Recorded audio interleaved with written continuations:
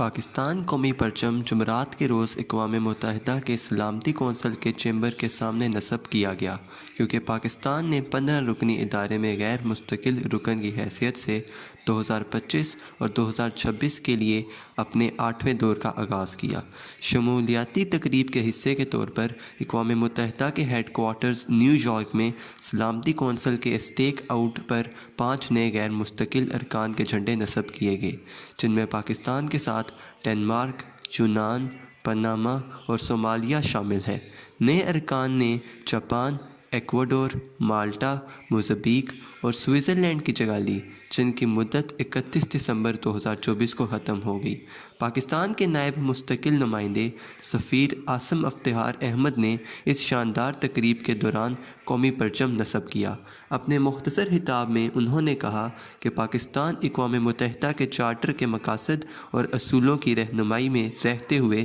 بین الاقوامی امن و سلامتی کی بحالی اور اقوام کے درمیان دوستانہ تعلق کی ترقی پر کام کرتا رہے گا، جو مساوی حقوق اور خود ارادیت کے اصول پر مبنی ہے۔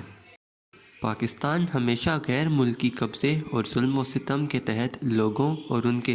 حق خود ارادیت کے حصول کے لیے ایک مضبوط آواز بنے گا، سفیر احمد نے کہا۔ انہوں نے مزید کہا کہ پاکستان اس بات پر یقین رکھتا ہے کہ اقوام متحدہ کے مرکز میں تعاون پر مبنی کثیر الجہتی طریقہ کار آج کے کثیر الجہتی چیلنجز سے نپٹنے کا بہترین طریقہ ہے۔ انہوں نے کہا کہ ہمیں پرانے اور نئے تنازعات کی جڑوں کو سنجیدگی سے حل کرنا ہوگا، مذاکرات اور سفارتکاری کو ترجیح دینی ہوگی اور علاقائی اور عالمی سطح پر اعتماد کی بحالی کی حمایت کرنی ہوگی تاکہ کشیدگی کو کم کیا جا سکے، اسلحے کی دوڑ کو روکا جا سکے اور امن، استحکام اور ترقی کے لیے سازگار ماحول کو یقینی بنایا جا سکے۔ پاکستان اپنے ساتھی اراکین کے ساتھ شراکت داری کرے گا تاکہ کونسل کے ایجنڈے پر موجود مسائل کے مصنفانہ اور پرامن حل کے لیے سرگرمی سے کام کرے اور ہمارے پاس دستیاب وسائل تنازع کی روک تھام سے لے کر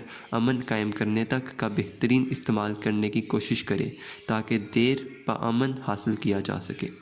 ہمارا کامیابی اقوام متحدہ کے چارٹر اور بین الاقوامی قانون کو ہر حالت میں برقرار رکھنے اور سلامتی کونسل کے اپنے فیصلوں کو مؤثر نفاذ کو یقینی بنانے میں ہے، سفیر احمد نے کہا۔ انہوں نے مزید کہا کہ تنازعات میں مبتلا لاکھوں مردوں، عورتوں اور بچوں کے لیے اپنی ذمہ داری کو کبھی نہیں بھولتے ہوئے پاکستان اس ذمہ داری کو ایک زیادہ پرامن اور محفوظ دنیا کے لیے اجتماعی کوشش کے ساتھ پورے عزم کے ساتھ قبول کر رہا ہے۔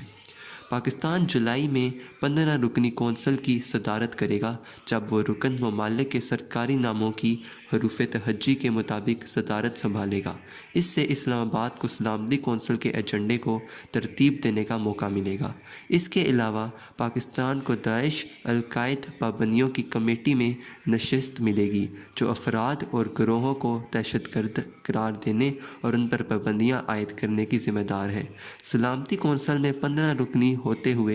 ارکان ہوتے ہوئے، جن میں 5 برطانیہ، چین، فرانس، روس اور امریکہ مستقل رکن ہے۔ کونسل کی 10 غیر مستقل نشستیں